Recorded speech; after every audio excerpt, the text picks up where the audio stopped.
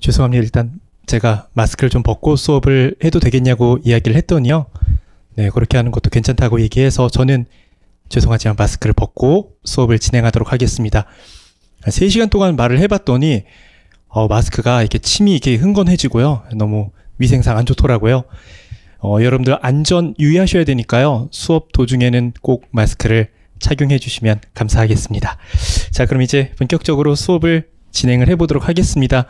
자, 먼저 소개해드리고 수업을 시작할게요. 저는 여러분들과 함께 PSAT 언어 논리 파트를 함께 살펴볼 강사 김길수라고 합니다. 인사드리고 수업을 시작하겠습니다. 예, 반갑습니다. 네, 오랜만에 오프라인 수업이라서 또 긴장도 되고 기대도 되고 하네요.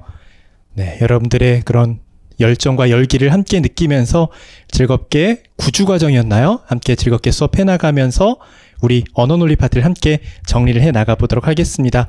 자, 먼저 개관적인 내용부터 간단하게 설명을 드리겠습니다. 이전에 PSAT라는 수업을 들어보신 분도 계실 것이고요.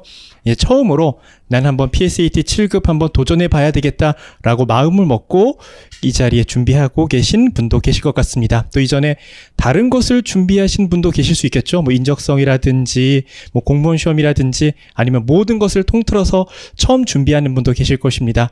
함께 언어 논리라는 것이 무엇인지 개괄적인 내용들 살펴보면서 하나씩 유형별로 정리해 보도록 하겠습니다. 먼저 대부분의 내용을 제가 여기 PT로 만들어 오긴 했는데요. 안타깝게 판서가 필요한 경우도 있더라고요. 제가 말씀드린 이유가 예전에 어떤 기업에서 제가 판서를 했는데 이 인터넷 그 담당 팀에서 판서는 좀 지양해달라는 이야기를 들은 기억이 있어서 그때 이후로 상당히 판서에 대한 부담감을 갖고 있는 사람 중에 하나입니다. 조금 악필이니까요. 어느 정도 여러분들 이해해 주시면 감사하겠습니다. 자, 먼저 기본적으로 언어 논리라는 파트인데요. 두 가지가 나뉘었죠. 언어라는 파트하고 논리라는 파트하고 나뉘어져 있습니다. 기본적으로 국어 시험과 관련된 내용을 준비하셨다면은 언어를 준비하신 거고요. 이제 PSAT에서는 언어뿐만이 아니라 논리 과목까지 함께 물어본다는 점 기억해 보시면 좋겠습니다. 언어가 무엇인지는 이미 여러분들 수년 동안 아마 학교에서부터 다양한 시험 준비해보면서 한 번쯤은 접해보셨을 거예요. 수능을 준비하건 공무원을 준비하건 인적성이건 NCS건 여러분들이 봐왔던 그런 언어 지문을 보고 흔히 비문학 독해라고도 많이 이야기하죠. 필요한 정보도 찾고 중심 내용도 찾고 비교도 해보고 그런 형태가 언어라고 말할 수 있습니다. 근데 PSAT의 특징은 바로 논리 문제도 함께 출제가 된다는 특징을 갖고 있습니다. 논리라는 것은 혹시라도 예전에 인적성 검사라든지 NCS를 준비해 보신 학생분들이라면은 문제 해결 능력, 언어 추리 혹은 명제, 3단 논법 이런 형태의 문제로 한 번쯤은 들어보셨을지도 모르겠습니다. 다른 파트에 출제가 되었던 이 논리 파트가 언어와 함께 출제가 된다는 특징을 갖고 있는 것이 바로 PSAT다라는 점 기억해 보시면 좋겠고요. 전체 9주간의 수업 가운데 6 혹은 7 정도를 언어의 비중을 둬서 함께 수업을 진행해 나갈 거예요. 근데 미리 조금 안타까운 점을 말씀을 드리면은요. 언어 파트는 대부분의 학생들이 다 잘합니다. 조금 슬프죠? 그래서 되도록이면은 모든 문제들을 풀고 모든 문제들을 맞출 수 있도록 준비해 나가는 게 중요하다고 말할 수 있겠고요. 2시간 내지 한 3시간 정도를 논리 파트 함께 살펴볼 거예요. 그래서 논리가 어떤 형태로 출제가 되고 논리 문제를 처음 보는 학생들은 당황할 수 있는데 몇 가지 키워드만 기억하시면 정말 간단한 키워드만 기억하시면 바로 정답을 찾을 수 있는 문제들도 다수 출제가 되는 경향을 보였습니다. 그 키워드 중심으로 논리 파트까지 함께 살펴보면 9주간의 수업이 기본 과정이 마무리가 되지 않을까라는 생각을 해봅니다. 지우개가 여기 있네요. 자, 그리고 여러분들 교재 열심히 보고 계신데요. 여러분들 교재 문항 모든 문항이 다 기출 문항으로 구성이 되어 있습니다. 사실 PSAT를 공부를 얼마 안 하는 사람도 있다고 하더라고요. 금방 단기간에 공부해서 합격한 수험생도 있는데요. 그런 분들도 기출 문제는 꼭 봅니다. PSAT를 먼저 준비하건 나중에 준비하건 길게 준비하건 간단하게 준비하건 기본적으로 여러분들이 공부하셔야 되는 것이 바로 기출 문제니까요. 이 기출 문제집에 여러분들이 알고 있는 정보를 다 녹여서 기출을 완벽하게 분석하는 것이 가장 중요하다고 저는 생각을 했습니다.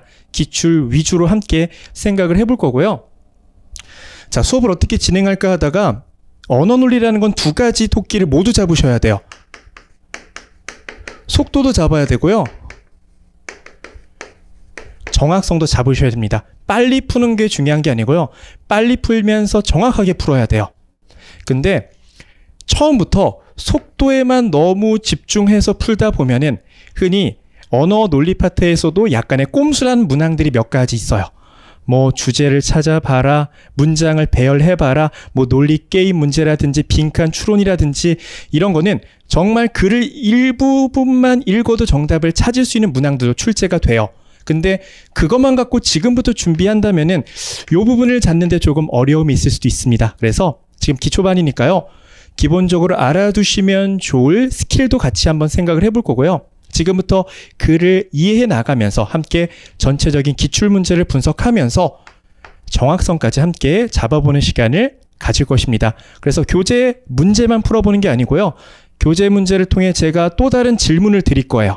그럼 여러분들이 제가 드린 질문에 대한 답도 찾으셔야 되고요. 그 글을 여러분들이 스스로 분석도 하실 필요가 있겠습니다. 두 마리 토끼를 함께 잡기 위해 이제 천천히 언어 논리 파트 시작을 해보도록 하겠습니다. 가장 먼저 뭘 다루면 좋을까 생각을 했어요. 원래 가장 학생들의 이목을 잡기 쉬운 몇 가지 문항들, 유형들이 있습니다.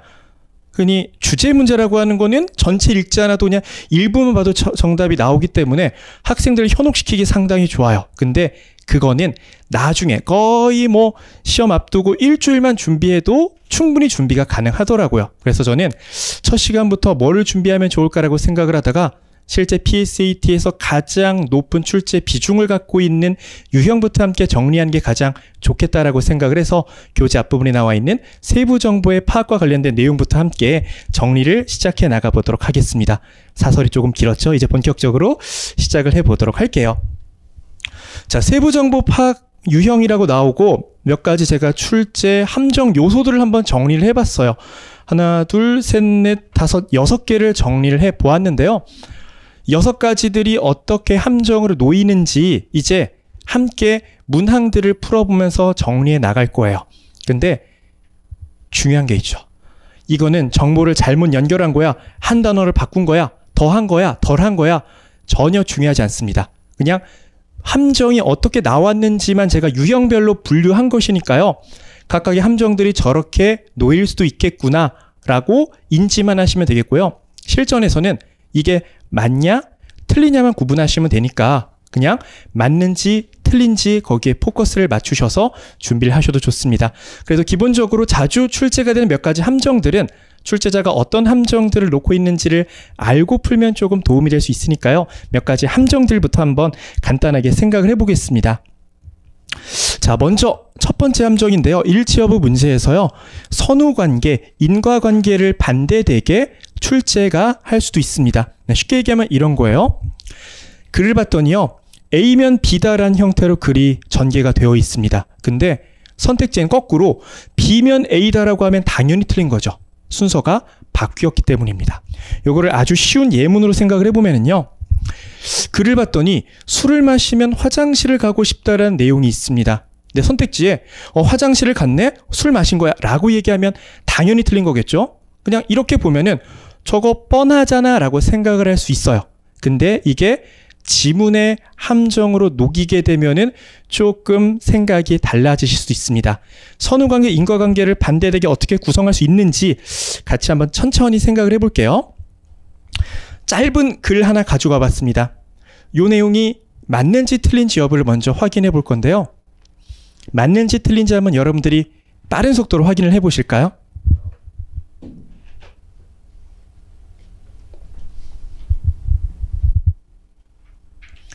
자연천에 대한 관심이 인간 사회를 농사 중심의 문화로 변화시켰다. 맞을까요? 틀릴까요? 틀렸습니다. 근데 앞으로 이제 일치 내용과 관련돼서 가장 중요한 건요. 맞았다. 틀렸다. 이것도 중요하긴 하지만 더 중요한 거는 지금 준비한 단계잖아요. 왜 틀렸는지를 꼭 확인하셔야 됩니다. 모든 선택지. 1번은 맞았어? 왜 맞았나? 2번은 틀렸어? 왜 틀렸나? 꼭 구체적으로 확인하는 연습을 기울이실 필요가 있겠습니다. 자, 글을 살펴보도록 할게요. 어떻게 함정이 놓이는지. 아마 글을 읽을 때 여러분들 이런 방식으로 글을 읽게 될 거예요. 농경을 주로 했다고 하네요. 농경하다 보니까 당연히 기후의 변화를 파악하는 게 정말 중요하죠. 비가 내리고 내리지 않느냐에 따라 농경이 완전히 성과 패가 갈릴 수 있기 때문입니다. 그렇기 때문에 기후의 변화를 파악하는 것과 관련돼서 하늘을 파악하라는 경향이 조금씩 짙어집니다. 그래서 뭐가 나타나기 시작한 거예요? 자연천 개념이 자리 잡기 시작한 거예요. 선후관계, 인과관계를 따져본다면 이렇게 따져볼 수가 있겠죠. 농경하다 보니 기후 중요해. 그러다 보니 하늘 파악하기 시작했어. 그래서 자연천 개념으로 자리 잡게 된 거예요. 그쵸? 근데 선택지는 당연히 어떻게 놓을까요? 자연천에 대한 관심이 인간 사회를 농사 중심으로 바꿨다. 자연천 때문에 농사가 됐다라고 하면 당연히 선후관계가 잘못되었다는 점을 알 수가 있는 것입니다. 이런 형태로 꼬이면은 여러분들이 그 앞뒤 문맥 관계를 헷갈리실 수도 있다는 점을 체크해 볼 수 있었습니다. 앞으로요, 실제 기출문제건 유형 분석 문제건요, 수많은 일처부 문제를 푸실 때 왠지 화살표를 그어야 되는 것들을 볼 수 있어요. 뭐 했더니 어떤 결과를 맺을 수 있었다. 그래서 어떤 결론을 내렸다. 그러면은 화살표를 꼭 그으셔가지고 그 관계를 기억해 두시면 좋겠습니다. 일처분은요, 암기한 내용을 혹은 이해한 내용을 설명해봐라가 아니에요. 맞냐 틀리냐, 그 이해하지 않아도 푸실 수 있으니까요.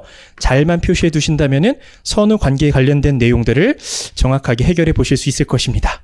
자, 두 번째 함정 포인트 살펴보면 이게 제가 기출 문제를 분석해 봤더니 가장 많이 출제가 되더라고요.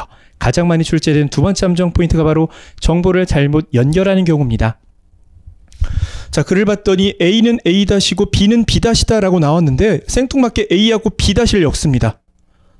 얘하고 전혀 관계가 없는데도 불구하고 무슨 말이냐? 제가 쉬운 문장을 한번 만들어 봤어요. 축구는 메시가 잘해요. 농구는 조던이 잘해요. 근데 축구는 조던이 잘한다라고 연결하게 되면 당연히 잘못되었다는 것입니다. 정보를 잘못 연결한 거가 관련된 내용이 제일 많이 출제가 된다고 했는데요. 제가 글을 하나 써보겠습니다. 아마 이렇게 글이 출제가 될 수 있을 것 같아요. 첫 번째 문단 봤더니, 자, 민주주의는 직접민주주의와 간접민주주의로 나눠 생각해 볼 수 있다라는 형태의 글을 소개를 하고 있네요. 두 번째 문단 봤더니 직접민주주의의 장점과 한계를 설명합니다. 세 번째 문단 봤더니요, 간접민주주의의 장점과 한계를 설명해요. 마지막 문단은 전체를 정리, 요약, 마무리하고 있습니다. 여러분들이 가장 자주 맞이하게 될 유형의 글이에요. 일시험을 딱 보면 여러분들이 문제를 출제한다고 한번 생각해 보세요. 뭘 내고 싶으실 것 같으세요? 이렇게 내지 않을까요? 직접민주주의는 이런 한계를 지니고 있어. 정보를 잘못 연결하는 경우. 혹은 간접민주주의는 이런 장점을 갖고 있어. 이렇게 정보를 잘못 연결하는 경우가 반드시 존재하니까요. 분류된 형태의 글이네? 뭐는 무엇과 무엇으로 나뉘네? 근데 일처분 문제네? 그러면은 두 개의 특징들을 잘 정리해 두시면 아주 큰 자산이 될 수도 있습니다. 개인적으로는 그냥 직접민주주의는 그냥 밑줄, 간접민주주의에는 물결 밑줄, 또 어떤 거는 뭐 두 물줄, 이런 형태로 해서 차이만 나게 표시해 두시면 돼요. 어차피 암기하는 내용이 아니니까요. 그냥 정확하게 구분만 지어놓으면은 충분히 여러분들이 정답을 해결하실 수가 있는 것입니다. 자, 실제로 어떻게 출제가 되느냐? 예를 들어 한번 생각해 볼게요.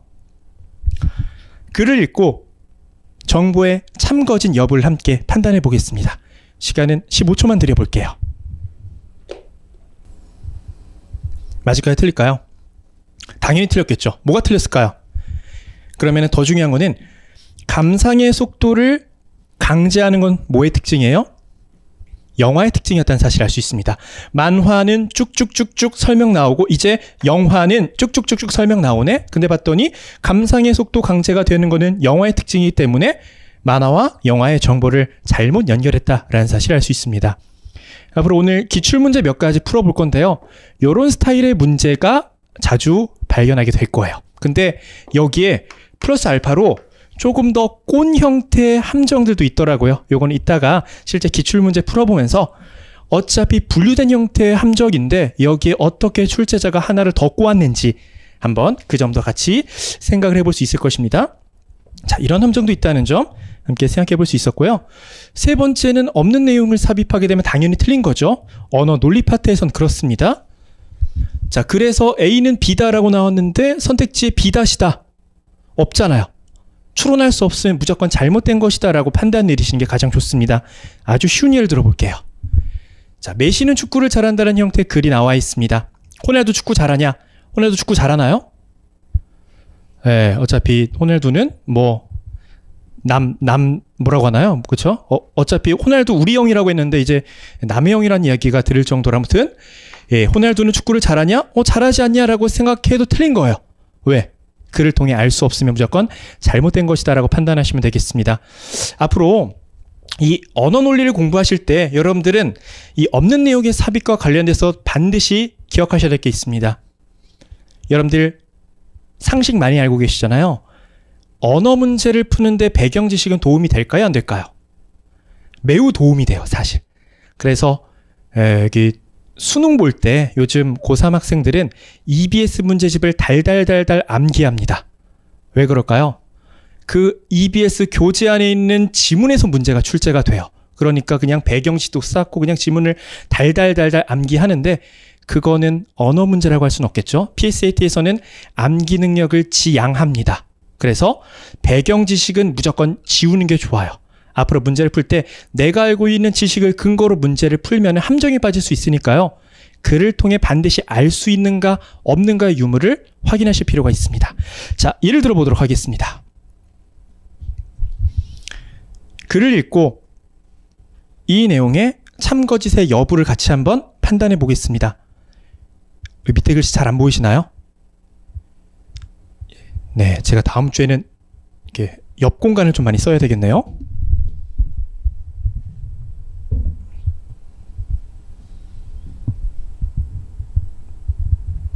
맞을까요? 틀릴까요? 틀렸습니다. 언어에 조금 약점을 갖고 있는 사람들의 친구는 이런 특징을 갖고 있죠.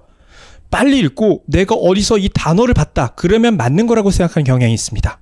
그래서 예를 들면요. 여기 봤더니 고전을 여러 번 읽는데요. 이게 집중형 독서라고 했습니다. 여러 번 읽는 집중형 독서. 머릿속에 딱 기억이 남을 거예요. 근데 봤더니 반복적으로 읽는 거 여러 번 나왔네. 독자의 집중력 나왔네. 맞는 거야 라고 하면 틀리게 된다는 것입니다. 이 글에서 반복적으로 읽는 게 집중력을 향상시켰냐? 저는 과학 논문 네이처즈를 통해 그 근거를 알고 있는데요 라고 얘기해도 언어 논리 시험에서는 무조건 틀리게 된다는 거예요. 왜? 글을 통해 알 수 없기 때문입니다. 이렇게 없는 내용을 삽입할 수도 있다는 점 기억해 보시면 좋겠습니다. 이따가 기출문제를 풀어보면서 어떻게 알 수 없는 내용이 삽입이 됐는지 그 함정도 함께 생각을 해볼게요. 자, 다음입니다. 없는 내용이 삽입인데 조금 헷갈리게 출제가 되면 이런 형태로도 출제가 될 수 있더라고요. 요거 이따가 아까 나중에 같이 풀어볼 문항 가운데 제가 하나 가져와 봤습니다. 피셋 기출문제였어요. 내용과 선택지입니다. 맞는지 틀린지 여부 그 근거까지 한번 찾아보실까요? 맞을까요? 틀릴까요? 틀렸습니다. 더 중요한 게 있죠. 그냥 틀린 것 같은 느낌이에요. 국어는 느낌 감각의 싸움이잖아요 라고 얘기한 사람 치고 국어 잘하는 사람 못 본 것 같습니다. 중요한 거는 정확하게 과학적으로 이야기해야 돼요. 근거를 이야기하셔야 됩니다. 이거 틀렸습니다. 왜 틀렸을까요? 김준과 유경 보통 선택지를 보면서 키워드를 흔히 정리하더라고요. 김준과 유경 봤더니 여기 나오더라. 그럼 이 부분을 읽을 때 선택지를 파악하시면 도움이 되겠죠. 최희가 얘네 두 사람한테 의해 죽었습니다. 얘네 둘이 최희를 죽였어. 맞아요. 근데 고려국왕에게 권력을 되돌려 주었다라는 내용은 여기 없습니다. 알 수 없어요. 그러니까 전체 내용이 알 수 없게 출제가 될 수도 있는데요. 일부는 맞아요. 근데 일부는 알 수 없게 출제가 되면 학생들이 조금 더 당황하게 될 수도 있을 것 같습니다. 아무튼 전체 내용 가운데 일부만 알 수 없는 내용이 들어갈 수도 있다는 점 생각해 볼 수 있겠습니다. 자, 이제 좀 빠른 속도로 나가볼까요? 한 단어만 바꿔서도 흔히 함정을 놓는다고 하네요. 몇 가지 함정들을 같이 한번 분석해 보도록 하겠습니다. A는 B고 C다라고 했는데 앞에 주어를 싹 바꿔버립니다. A 다시는 B고 C다. 전체적인 내용이 맞지만 한 사람이 다르면 당연히 틀린 거겠죠? 한 단어만 바꿔서 선택지를 잘못되게 구성할 수도 있습니다. 철수가 이렇게 좋아한다고 했는데 영희가 좋아하냐? 알 수 없잖아요. 한 단어 주어만 바꿨었구나 라는 점 알 수가 있습니다. 연습해 보겠습니다. 이것도 실제 피셋 기출문항을 한번 가지고 와봤는데요. 이따가 여러분들이 풀 문제이긴 해요. 맞고 틀린지 당연히 틀렸겠죠. 계속 틀린 그런 상황을 보면은 뭐가 틀렸는지 한번 생각을 해봅시다. 한 단어만 딱 틀렸네요. 여기는 뭘 잘못 썼을까요? 가장 빈번하게 나타난 건 뭘까요? 시간의 곡이죠. 83%, 56%, 63% 나왔으니까. 그래서 잘못된 거다. 얘는 주어가 아니라 이 부분이 잘못 설정되었구나. 한 단어만 바꿨어도 함정을 놓일 수 있다는 점 알 수 있었습니다. 자, 이제 조금 헷갈리실 수 있는 두 가지 함정만 체크해보고 한번 연습을 해봐야죠. 더는 겁니다. 뭐냐? 글을 봤더니 A, B, C 세 개를 더하면 F가 된대요. 근데 선택지에서는 얘네 두 개만 더하면 F가 되냐? 당연히 틀리죠. 뭐가 없어요? C가 없으니까. 예를 들면 이렇게 구성할 수 있을 것 같습니다. 성적이 좋고 과락이 없으면 합격이래요. 근데 성적 우수하네? 합격하면 틀리게 되죠. 뭐가 덜었어요? 과락이 없어야 된다는 사실을 빼먹었기 때문입니다. 자, 이게 어떻게 실제 기출문제에서 출제가 될 수 있느냐? 아마 여러분들 이 문항 유형 대표 문제를 한번 풀어보셨을지 모르겠습니다. 맞고 틀린지 확인해 보시고요. 당연히 틀렸습니다. 왜 틀렸는지 근거 한번 찾아보시죠. 맞았어요? 틀렸어요? 당연히 틀렸습니다. 왜 틀렸을까요? 여기 봤더니요. 도첩을 신청한 자가 내야 될 면포가 30필이고요. 이만큼 낮췄어요. 그리고 요거를 암송해야 돼요. 두 개의 조건을 모두 만족시켜야지만 도첩을 줍니다. 근데 선택지에서는 암송하면 주네 당연히 틀렸죠. 하나를 덜었다라는 사실을 알 수 있었습니다. 실제 민경채 기출 문제 내용을 근거로 한번 만들어 봤습니다. 또 마찬가지로 더 할 수도 있겠죠. 예를 들면은 A 더하기 B 더하기 C를 더해야 F가 되는데 여기다 D를 더 추가합니다. 그래야지 F가 된다라고 해도 당연히 잘못된 선택지가 될 것입니다. 성적이 좋으면 합격이다 라고 나와 있는데 성적이 우수하고 과락이 없으면 합격한다. 과락 내용 없잖아요. 그러니까 더해도 잘못되고 덜해도 잘못됐다라는 점 알 수가 있었습니다. 요거까지만 연습을 해보고요. 요것도 피셋 기출문제였네요. 맞을까요? 틀릴까요? 틀립니다. 지금까지 다 틀렸으니까 당연히 이것도 틀리겠죠? 더 중요한 거 왜 틀렸을까요? 처음에 저도 이 기출문제 보고 이게 왜 틀렸지? 라고 생각을 했는데 잘 살펴봤더니 틀렸더라고요. 이따가 아마 이 문항도 같이 풀어볼 기회를 갖게 될 것입니다. 봤더니요. 미국하고 EU하고 캐나다가 일본에게 너무 높다. 제소했습니다.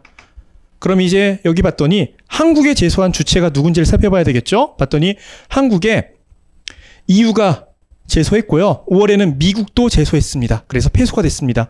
누구는 제소 안 했어요? 캐나다는 제소 안 했네요. 그래서 캐나다는 빼야 되는구나. 이런 형태로 실제 기출이 출제가 되었습니다. 세 나라가 캐나다가 했는지 안 했는지는 알 수 없잖아요. 그래서 이렇게 하나를 너무 과해도 안 되고요. 덜 해도 안 되고 글의 내용, 지문이 왕이다. 지문 중심으로 내용을 살펴봐야 된다는 점을 한번 간단하게 체크를 해보았습니다. 전체적으로 자주 출제가 되는 피셋 기출 유형들로 함정을 쭉 나열해 봤는데요. 요거를 암기하라고 제가 처음부터 말씀드리지 않았죠. 그냥 더 중요한 거는 이제 앞으로 문제를 푸시면서 얘는 맞았어. 얘는 틀렸어. 왜까지 꼭 체크하셔서요. 근거를 옆에 선택지에 꼭 써보시면 좋을 것 같습니다. 자, 기출 문제를 풀기 전에 쉬어가는 코너로 저랑 같이 한번 이 모든 함정들 가운데 몇 가지 함정을 제가 한번 만들어 봤습니다. 교재 문제만 풀면 너무 재미없으니까요. 조금 지루한 형태의 글을 저랑 같이 한 번만 연습을 해보고 우리 이제 다음 유형으로 함께 넘어가 보도록 하겠습니다. 자, 재미가 있을지 없을지 모르겠습니다. 일단 글은 재미가 없더라고요. 이 글 안에서요. 제가 선택지를 8개를 한번 만들어 봤거든요. 중요한 거는 맞냐 틀리냐. 아까까지는 다 틀렸잖아요. 죄송하다는 말씀을 미리 드립니다. 이번에는 맞는 것도 있고 틀린 것도 있어요. 글을 읽고 맞았는지 틀렸는지 그리고 그 구체적인 근거까지 함께 찾아보겠습니다. 먼저 글을 읽어볼 수 있는 시간을 잠깐 드리고요. 연습해본 이후에 이제 기출문항을 함께 해결해 나가보도록 하시겠습니다. 시간을 20초 정도만 드려볼게요. 대충 어떤 형태로 글이 전개가 되고 있는지만 한번 파악을 해보세요. 자, 글이 참 재미가 없죠? 죄송하다는 말씀을 미리 드리고 피곤하실 수도 있는데 조금 재미가 없었습니다. 자, 선택지를 한번 생각을 해보도록 하죠. 새로운 생리학을 구축함으로써 피해순환 이론이 정립되었다. 맞을까요? 틀릴까요? 얘는 틀렸습니다. 안타깝게. 왜 틀렸느냐? 선후관계가 반대가 되었어요. 그래봤더니요, 피해순환 이론이 널리 받아들여졌습니다. 그러면서 인체 기능을 설명하는 새로운 생리학의 구축이 시작이 된 거예요. 근데 선택지는 뭐라고 나와 있어요? 새로운 생리학을 구축함으로써 피해순환 이론이 받아들여졌다. 선후관계가 잘못되었네요. 제가 문제를 낼 때 가장 많이 내놓는 함정 가운데 하나예요. 학생들은 어디서 단어 봤다 싶으면은 그냥 그것만 기억하고 바로 넘어가는 경향이 있더라고요. 이런 거 함정이 걸리지 않으셨으면 좋겠습니다. 1번은 잘못되었습니다. 2번 볼게요. 궁극적으로 합의 이론이 수용되면서 이전과는 다른 생리학이 형성되었다. 맞을까요? 틀릴까요? 조금 어렵습니다. 2번 선택지는 제가 봐도 칭찬해주고 싶어요. 아주 어렵게 잘 만들었다. 학생들은 당황할 수가 있겠죠. 많이 틀릴 수도 있겠고요. 2번의 내용은 조금 안타깝지만 죄송합니다. 맞았습니다. 왜 맞았냐면요, 이 글이 전체적으로 어떤 흐름으로 전개가 되고 있는지를 한번 생각을 해볼게요. 합의가요, 피해순환 경로를 제시했습니다. 근데 이게 받아들여지지 않았어요. 안타깝게도 뭐가 없었습니다. 근데 걔를 누가 발명했어요? 누가 발견했어요? 이 말픽이라는 친구가 발견하면서 궁극적으로 합의가 주장했던 피해순환 경로가 널리 받아들여지게 된 것입니다. 궁극적으로 합의 이론이 수용된 거 맞아요. 받아들여졌기 때문에 새로운 생리학이 구축이 된 거예요. 이전과는 다른 생리학이 구축이 되었다. 이거 위의 내용을 순서만 바꿔서 똑같이 낸 겁니다. 이렇게 출제자는 여러분들에게 함정을 놓을 수도 있습니다. 그렇죠? 궁극적으로 피해순환 경로가 받아들여져서 다른 생리학이 구축이 시작이 되었다라고도 말할 수 있습니다. 그래서 이거는 맞는 것이다 라고 체크를 해볼 수 있었습니다. 다음부터 조금 쉬우니까 빠른 속도로 해결해보죠. 자, 3번하고 4번을 같이 한번 체크해 보시죠. 3번과 4번은 맞췄을까요? 틀렸을까요? 3번과 4번. 먼저 3번은 새로운 관찰 도구를 통해 동맥과 정맥이 발견되었냐? 아니에요. 동맥과 정맥이 발견된 건 아니죠. 4번은 맞습니다. 뭐가 발견되면서? 모세혈관이 발견되면서 그게 받아들여졌다라고 나왔습니다. 원래 정답이고 한 단어만 살짝 바꿔서 오답을 한번 구성을 해보았습니다. 자, 이제 5번으로 넘어가 보도록 하시죠. 5번 맞을까요? 틀릴까요? 말피기가 자신이 관찰한 사실을 근거로 반대했다? 틀렸죠? 말피기는 피해순환 경로를 어떻게 한 사람이에요? 완성시킨 사람이었다는 점 알 수 있습니다. 계속 보겠습니다. 6번은 맞을까요? 틀릴까요? 6번도 잘못되었습니다. 뭐가 잘못되었어요? 한 단어만 바꿔서는 특히 주어가 동맥과 정맥을 연결하는 통로를 발견함으로써 피해순환 이론을 완성시킨 사람은 합의가 아니라 말픽이었다. 이렇게 주어 한 단어가 바뀌었을 수도 있는 것 같습니다. 두 가지만 체크하고 끝내도록 하시죠. 합의는 이렇게 제시했다. 맞을까요? 틀릴까요? 틀렸습니다. 왜냐하면은 합의가 왜 제시했는지는 알 수 없습니다. 여러분들 개인적으로 합의라는 사람에게 관심이 있어서 그 배경 지식을 알고 있다 하더라도 그를 통해 알 수 없으면 틀린 거다 기억해 보시면 좋겠습니다. 마지막 말피기의 관찰 결과는 합의 이론과 부합하였다. 맞죠? 말피기는 합의의 이론을 완성시킨 사람이에요. 그렇죠? 정리하자면 이런 거죠. 합의가 뭔가를 주장했는데 부족해. 그걸 누가 채웠어요? 말피기가 채워서 완성시켰구나가 사실 이 글의 전체 주제라고 볼 수 있습니다. 따라서 말피기, 합의, 부합했다라고 볼 수 있습니다. 자, 이렇게 조금 시간을 할애해서 선택지를 만들어 보면서 연습을 해봤는데요. 아무래도 PT 내용만 보면서 하다 보니까 조금 정답이 눈에 잘 안 들어오고 그럴 수도 있습니다. 이제 사실은 이거는 연습이었던 거고요. 진짜 더 중요한 거는 여러분들 책에 나와 있는 수많은 기출문제들을 3번이 정답인 것 같아 끝내면 안 되겠죠. 왜 그런지 구체적으로 근거를 찾으셔야 돼요. 해설을 여러분들이 쓴다라고 생각하시면 좋겠습니다. 한 문제의 선택지가 5개라면 5개 근거를 모두 이야기할 줄 아시면 좋겠습니다. 일치 여부는 이 정도로 여러분들이 준비를 해보시면 좋겠고요. 자, 이어서 이론만 계속 설명드려서 죄송한데 한 가지만 더 말씀을 드리고 이 2가지를 조합해서 함께 문항들 풀어보겠습니다. 조금 피곤하실 수 있으니까 한번 기지개도 한번 펴시고요. 네, 여기가 산소가 잘 공급이 잘 안 될 수도 있으니까요. 꼭 잠깐 10초 정도 쉬어가는 시간 갖겠습니다. 이렇게 어디 나가시면 안 되고 이렇게 기지개만 펴세요. 네, 개인적으로 저도 여기서 이렇게 수업을 했는데 이게 사람이 많으면 산소가 부족하면은 집중조도 잘 안 되더라고요. 그래서 저는 나가곤 합니다. 밖으로. 네, 쉬는 시간에 정신을 조금 깨우기 위해 노랑통닭이 유혹을 하고 있긴 하지만 그래도 가서 이렇게 찬 공기도 좀 쐬고 그러면 훨씬 기분이 좋아지니까요. 조금 리프레시하는 시간도 가지면 좋을 것 같습니다. 자, 바로 넘어가도록 하겠습니다. 이제 일치 여부의 유형들, 함정들 살펴봤잖아요. 요거는 실제 여러분들이 풀면서 해결해야 되는 거고요. 언어 논리의 가장 핵심은 사실 글을 정확하게 독해하는 것입니다. 그래서 제가 항상 언어 관련된 수업을 할 때 글을 독해하고 이해나가는 방식을 먼저 설명을 드리곤 해요. 그래서 그 방식대로 일치 여부 문제도 풀고 글도 같이 저랑 함께 분석을 할 것입니다. 그러면서 기출문제를 완전히 씹어 먹어보도록 하겠습니다. 자, 먼저 또 계속 글을 읽게 해서 죄송합니다. 어쩔 수 없죠. 언어 논리라는 게. 짧은 문단의 글을 하나 보여드릴 테니까요. 한번 재미는 없겠지만 최대한 글을 한번 읽어보세요. 그리고 저랑 같이 글을 분석하면서 글을 어떻게 독해하면 좋을지를 연습하고 이제 2가지를 접목시켜서 실제 기출문제를 풀어보도록 하겠습니다. 자, 그러면 먼저 제가 하나의 문단의 글을 보여드리도록 할 테니까요. 최대한 글을 독해하기 위해 연습해 보셨으면 좋겠습니다. 글은 재미가 없습니다. 눈으로만 글을 한번 읽어보시면 좋겠습니다.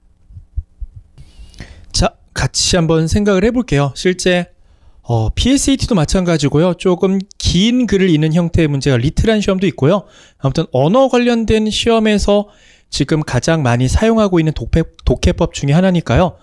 꼭 이 방식대로 독해를 하라고 강요할 수는 없습니다.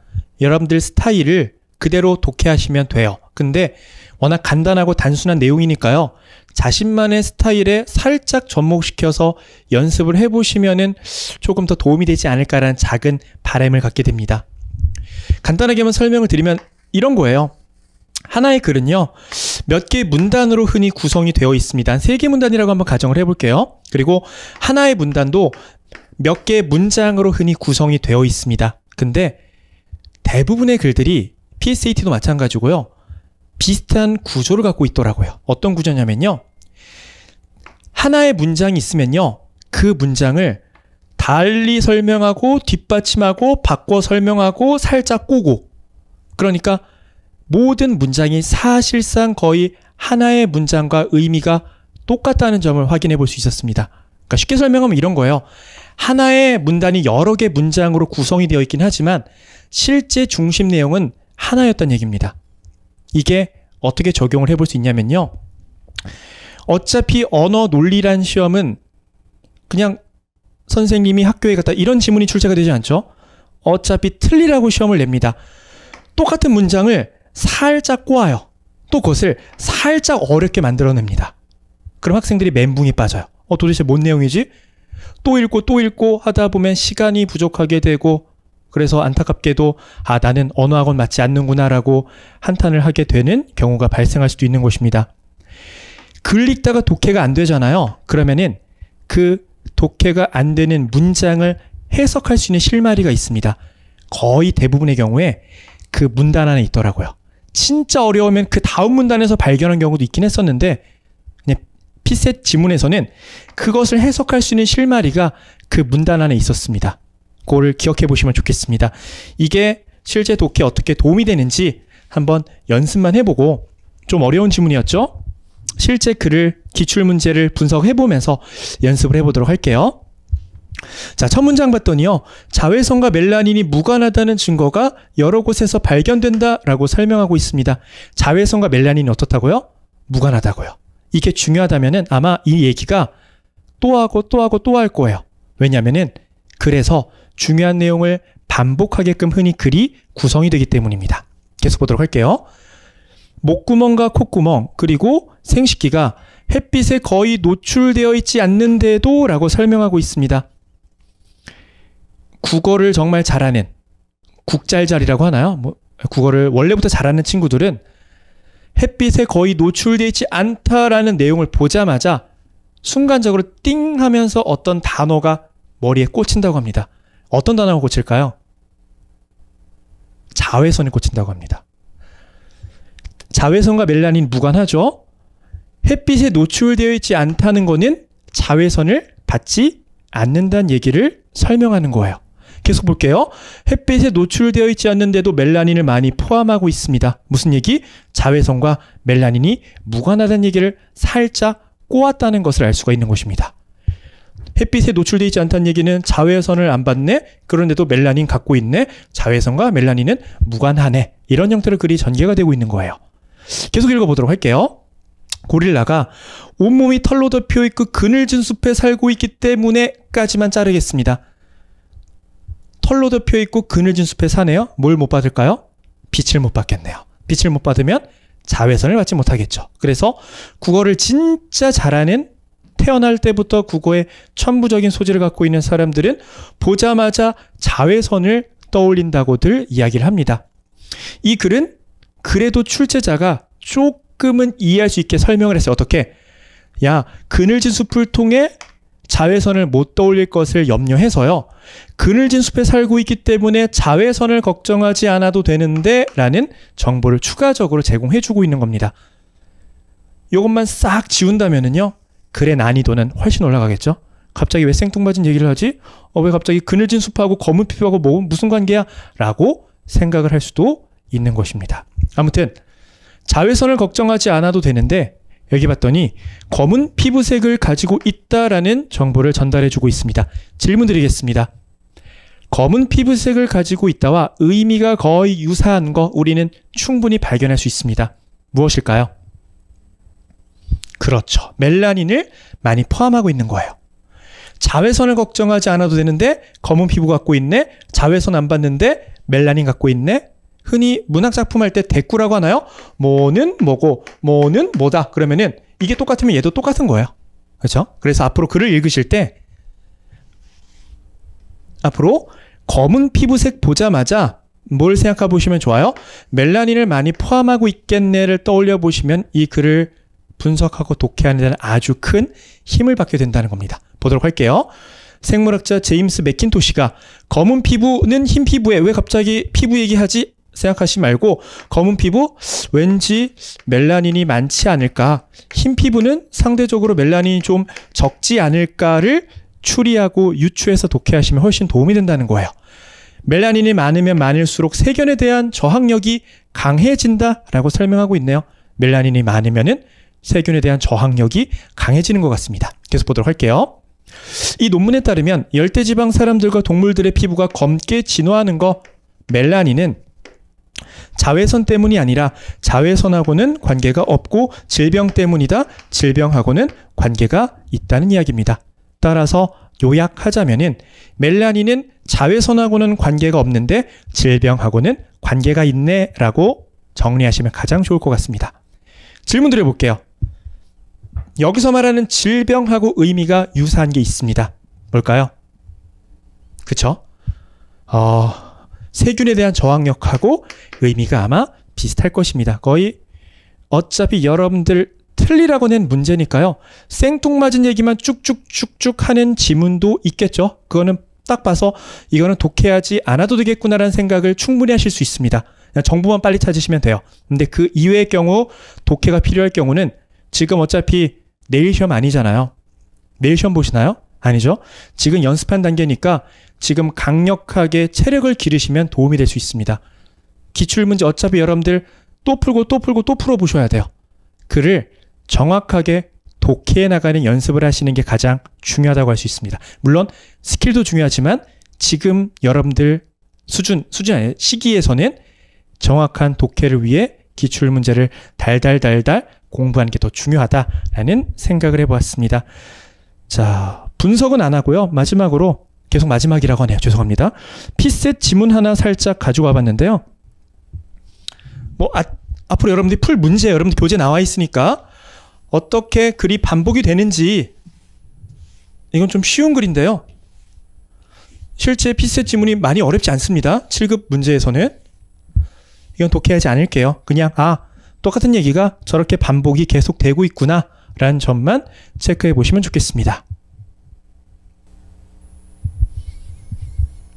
한 가지 주요점이 아마 계속 여러 번 반복되고 있다는 사실을 알 수 있습니다. 그렇죠? 상령하행 이것에 대해서 한 번, 두 번, 세 번, 네 번 거의 비슷한 취지 얘기가 반복적으로 전개가 되고 있네요. 앞으로 여러분들이 풀 수많은 지문도 반복된 내용을 찾아 나가시면서 독해 보시면 도움이 될 것 같습니다. 자, 첫 번째 시간 제가 말을 너무 많이 했네요. 정리해 보겠습니다. 두 문장으로 요약을 해본다면요. 첫째, 맞냐 틀리냐 근거를 확인해라. 그렇죠? 몇 가지 함정들 살펴보긴 했는데 그거는 연습하면서 충분히 되니까 근거를 꼭 확인해 보시면 좋겠습니다. 두 번째, 중요한 내용은 반복된다. 두 가지 키워드를 정리하셔서 앞으로 1취업의 문제를 풀 때도 근거 찾아보시고 글도 분석하시고 어차피 기출이니까 유형 문제집 풀 때는 그렇게 안 하셔도 돼요. 근데 기출 문제니까요. 그 비슷한 지문들이 계속 출제가 됩니다. 그래서 지문들을 분석하고 빠른 속도로 풀고 또 지문을 또 분석하고 그러면서 연습을 해나가는 게 가장 좋지 않을까라는 생각을 해봅니다. 자, 이제 이어서 본격적으로 이제 문제만 풀고 저랑 같이 지문을 분석을 할 건데요. 시간이 조금 애매하네요. 45분입니다. 조금 애매하긴 하지만 우리 지금 10분 쉬어도 괜찮죠? 55분까지 쉬고요. 우리 다시 실제 문제 풀어보면서 근거도 찾고 분석도 해보도록 하겠습니다. 10분간 휴식입니다.